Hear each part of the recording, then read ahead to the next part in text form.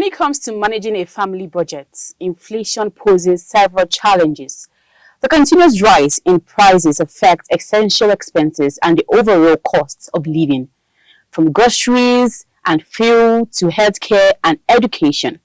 Families find themselves allocating an increasing portion of their budgets just to maintain their current standard of living.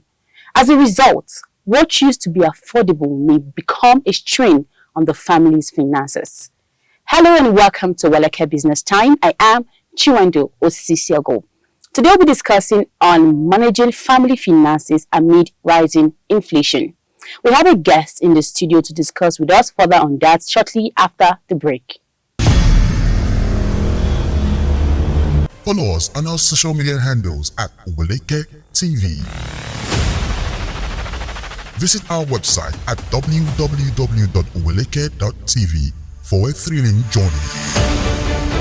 Oweleketv, rising star at the fairground.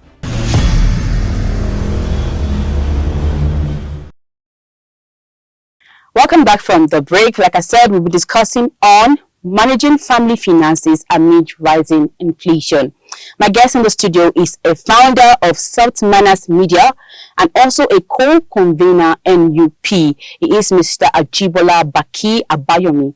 You're welcome to Oweleke Business Time. All right, thank you for having me here. It's good to have you, sir.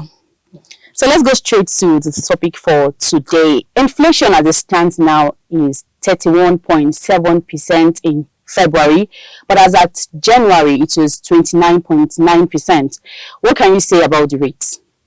Yes, inflation generally simply means that a sustained increase in goods and services in an economy over a period of time. As you have said that currently Nigeria is maintaining 31.7%, which makes us to be at number 7 in Africa and 15 in the world. Sudan happens to be the lead in Africa, and Argentina number 1 in the whole world. And also, IMF has predicted that our inflation rate will drop to 23% at the end of 2024, and also to 15.5% at the end of 2025. Which simply means that inflation generally is a global challenge. We should not really ascribe it to the government that they are the one causing the inflation. You can agree with me that recently UK also announced their inflation rate as at February to increase to about 3.4%. So increase in inflation rate, like I said from the definition, is for over a period of time. It will continue to be fluctuating. Sometimes it will increase and sometimes it will drop. Based on the IMF prediction, it is expected to drop to 23%, which we are hopeful that it will come to pass.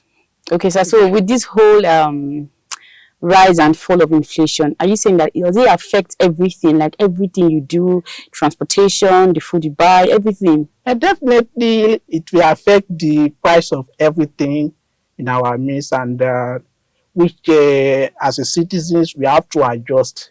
We have to follow the wave. So, if, for instance, now it will affect mostly salary earners and perhaps those who have one single source of income. So, with the inflation challenge now is trying to call our attention that every family should take alternative. If we are having one source of income, think of what other else we can add that will be bringing in income. Like a general says that poor people leave a particular source of income to another, while rich people will add to their own. We hardly see a rich person that will have one source of income. Though the inflation will affect them also in one way or the other, but they cannot feel it like the poor masses of people who have only one source of income. So definitely, as a family, it will affect our our daily way of living and probably standard of living one way or the other. But we have to adjust and be hopeful for better. All right, sir. Thank you, sir. You're talking about families looking for every other source of income, sir. Okay. As it stands down, there are some families that actually have just one stream of income. There are some families that have just probably housewife, someone that just at home taking care of the children, and now everything boils down to the man to provide for the home. So what would you say about budgeting in this family? Because if you are telling this person to look for another means of income, what if at the moment he doesn't have another means of income? What would you advise him to do in terms of budgeting? Okay, yes, thank you. When it comes to budgeting, whether there's inflation or not, as a family, you must have a budget. Okay. But in this situation that the economy is somehow harsh due to the inflation now, as a family, you have to focus on necessities. Budget on necessities, your daily needs. Like the common says that your stomach first and other things follow. So you try to look for alternative by going for locally made food. Not a must for you to spend money on importations. What you don't need, don't spend your money on it. What you need is what you spend your money on it. Don't be emotional while spending your money. Emotional in the sense that you love something. Love is emotion.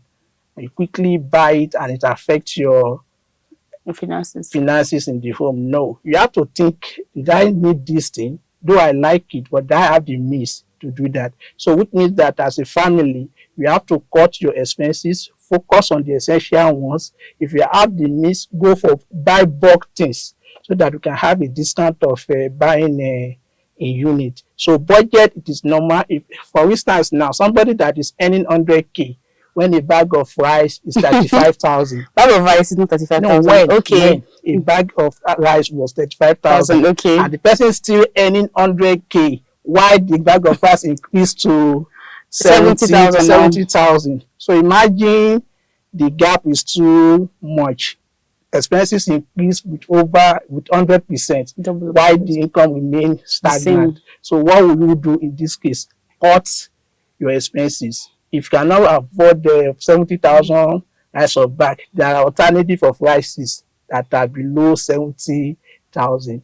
So that's my own advice for anybody. Just cut your budget.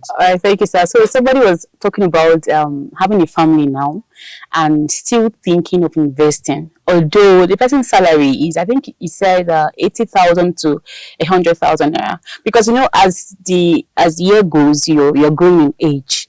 So now, as a man, you're supposed to have your investment in terms of having a land for yourself and other things. How would you say somebody should save? Like if you want to get a land to own for yourself, do you advise somebody?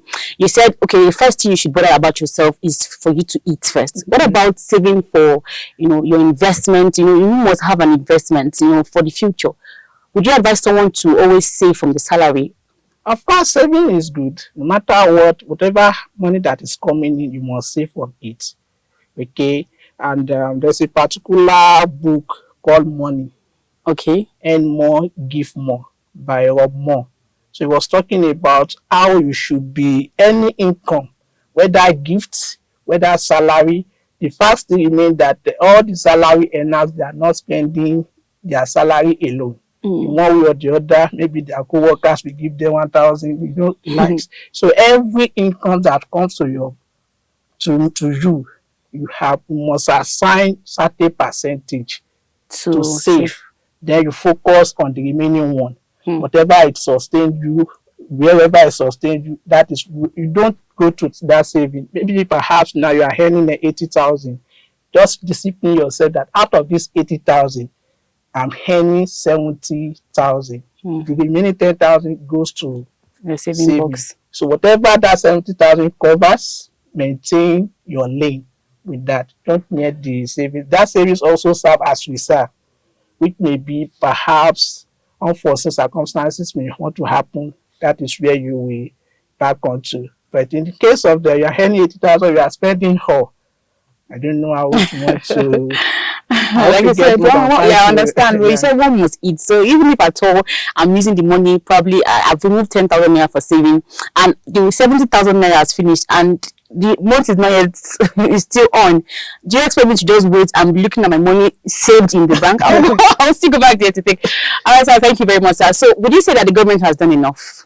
Well, it is subjective whether to assess government whether they have done enough or not. But I must confess to you that this administration, they are very aggressive to tackle the challenges we are facing, particularly on the side of monetary policy. As we all know that two major tools can be used to combat stagnations, which is monetary policy and fiscal policy. As the CBN is moving now with the aggressive measures on monetary policy to tackle the inflation and also to do what is it called, to regulate our forex exchange rate. I believe that the government, they are trying. The word enough, we cannot say it now because it's all about process until we see the result. So we have to appreciate the process as well. Sorry? I say we should appreciate the process. We should appreciate the process, and we believe that the results, everybody will definitely enjoy it, but they are doing something. We believe so. And we just hope that whatever they are doing, let's see it. It's not just about saying it. Let's see the reality. So that at least whatever decision they make now affects the masses. So we just hope that the government does something. All right, so what's the way forward? What do you think is the way forward now for Nigerians, especially now that the inflation is rising on a daily basis? Because the difference between when the inflation was in January was 29.9 and now 31.7%. Like the difference is clear. So what's the way forward for Nigerians? I think the way forward for Nigerians, number one, is to be patient with the government. And number two is that we should not leave it to government alone. We need our CSOs organizations, our civil society organizations also to make a contribution by assisting the vulnerable people in the country, and also religious leaders, religious bodies also can make a way by providing for vulnerable people in their midst, and also individual. If you know that we are buoyant enough, look at your neighbors. People are suffering that they don't have the means to survive. But if we say we are waiting for government, government cannot do it alone. And the evidence is clear. We have to come together as a citizen and make something work out. And we implore our government also to continue doing their work to ensure that everything is easy for the masses. We should put masses in mind. All right, sir. Thank you very much, Mr. Ajibola Baki Abayomi. You have said it generally that government cannot do it alone. But first of all, Nigerians should be patient with the government. Besides, government cannot do it alone. We need to come together as one. Probably when you see your neighbor, you feel that your neighbor is really not doing well. If no matter how small, even if it's down to 100 naira, 200 naira, and you feel that 100 naira can put a smile on your neighbor's face, just do it. And Mr. Ajibola has said it all, that we should ensure that we put ourselves together to ensure for a better Nigerians. Don't look down on the government. Let's all be patient with the government. On this note, I want to say a very big thank you to Mr. Ajibola Baki Abayomi, the founder of Soft Manners Media and the co-convener NUP, for coming on Oweleke Business Time. It was good to have you, sir. Thank you so much. Thank you, sir. I'm glad to. All right, and that's what we have for you today on Oweleke Business Time. Don't forget to follow us on all our social media handles on Oweleke TV, on Facebook, on YouTube, and our website is www.oweleke.tv. I am Chiwendo Osisiago. Do have a wonderful day and thank you for watching.